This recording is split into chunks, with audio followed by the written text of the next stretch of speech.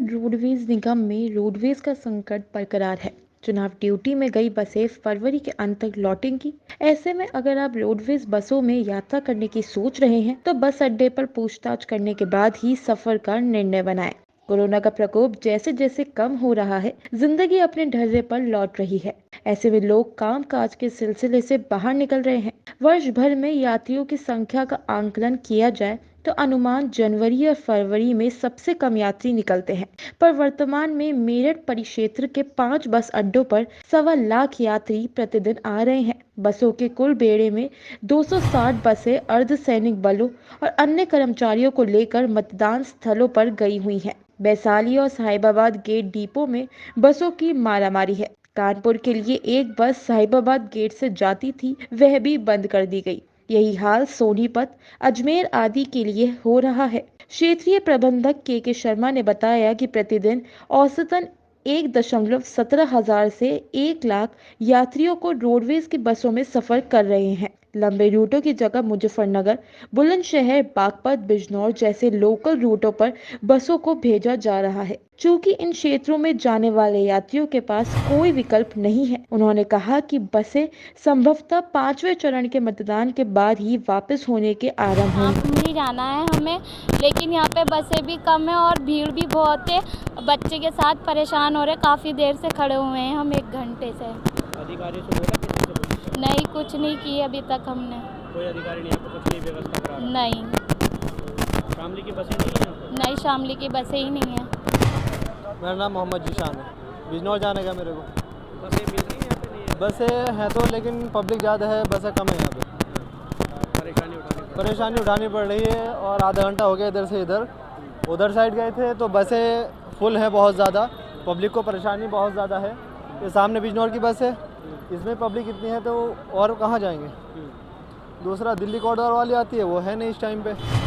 यहाँ परिवहन निगम मेरठ परिक्षेत्र में कुल मिलाकर के 675 बसेज हैं, जिसमें 275 अनुबंधित हैं, बाकी निगम की बसें हैं। हमारी निगम की जो बसेज हैं वो इलेक्शन ड्यूटी में फोर्सेस को लेके गई हैं। 260 बसें हमारी गई हुई हैं।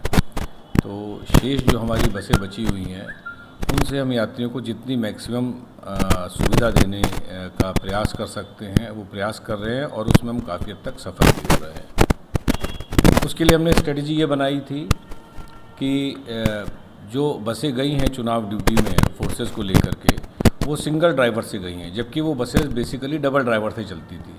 तो उनके ड्राइवर्स हमारे पास स्पेयर हो गए हैं और इसी प्रकार से कंडक्टर्स चूँकि उनके साथ में नहीं गए हैं तो हर बस पे 2-2 कंडक्टर थे।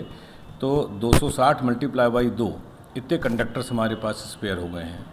तो हम जो हमारे पास शेष बची बसें हैं उनसे हम ट्रिप्स लगभग ट्वाइस द ट्रिप्स जो शेड्यूल थे उन बसेस के ट्रिप्स थे, उन बसेस से हम डबल ट्रिप्स लगवा रहे हैं। वैसे तो ये बसेस 6 तारीख से लौटनी शुरू होंगी, लेकिन ऐसा अनुमान है कि आफ्टर जो चौथा चरण होने जा रहा है उसके बाद से हमारी बसेस कुछ परसेंटेज में लौटनी शुरू हो जाएंगी।